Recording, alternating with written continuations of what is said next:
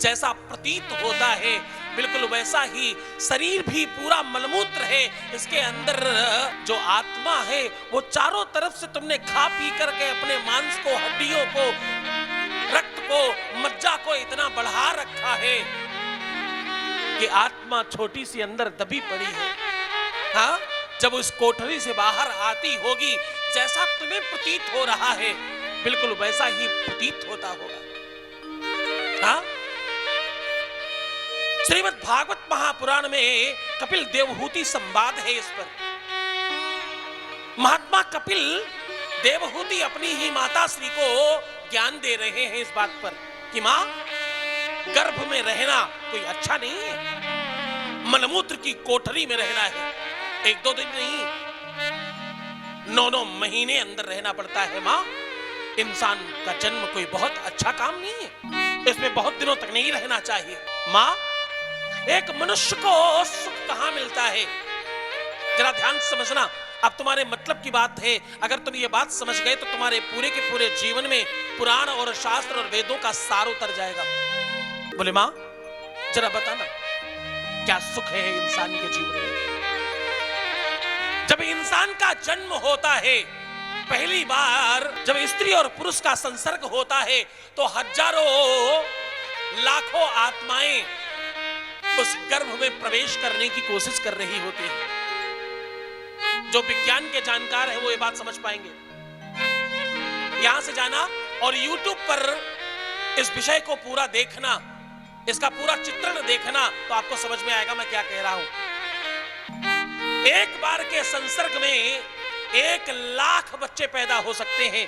एक सुई की नोक के बराबर केवल आवश्यक है एक इंसान को जन्म लेने के लिए। हजारों लाखों करोड़ों आत्माएं अंदर प्रवेश कर रही होती हैं और रास्ते में स्वर्ग और नरक के बीच की एक दीवार है जो आपको रोक रही है अंदर जाने से। सबको मारा जा रहा है, मानो बॉर्डर है, अंदर प्रवेश करना मना है।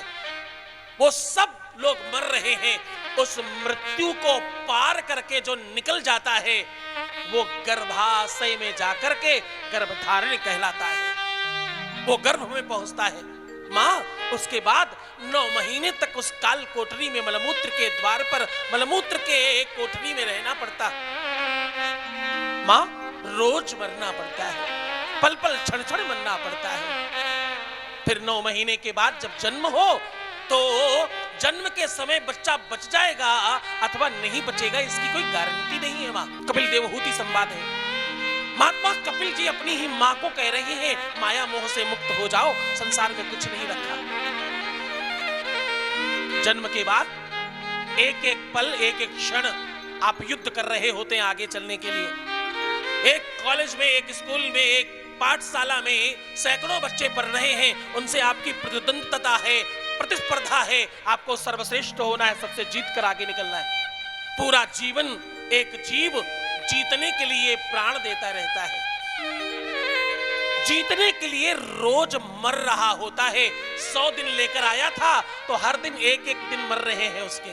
एक दिन गया, अब 99 दिन बचे, एक दिन मर गया। तो मां, रोज जीने के लिए इंसान मर रहा होता है। क्या जीवन है?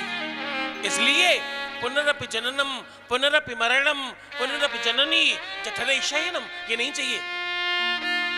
मुझे तो परमात्मा का साथ चाहिए।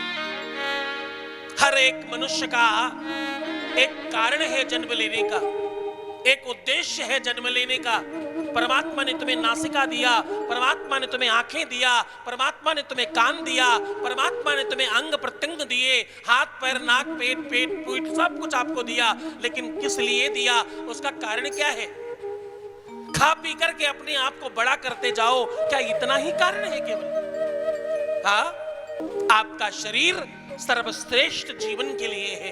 आपका जीवन किसी उद्देश्यता के लिए है। उस उद्देश्य को जानना ही कथा का श्रवण है मात्र। क्या आपके जीवन का एक उद्देश्य तो तुम्हें मालूम है, दूसरे उद्देश्य मैं आपको बता रहा हूं। आपको एक उद्देश्य मालूम है क्या? जन्म लो, बड़े हो जाओ, पढ़ो लिखो, नौकरी करो, व्यापार करो, शादी करो, बच्चे करो और बच्चों को सर्वश्रेष्ठ बनाओ। ये उद्देश्य आपको मालूम है।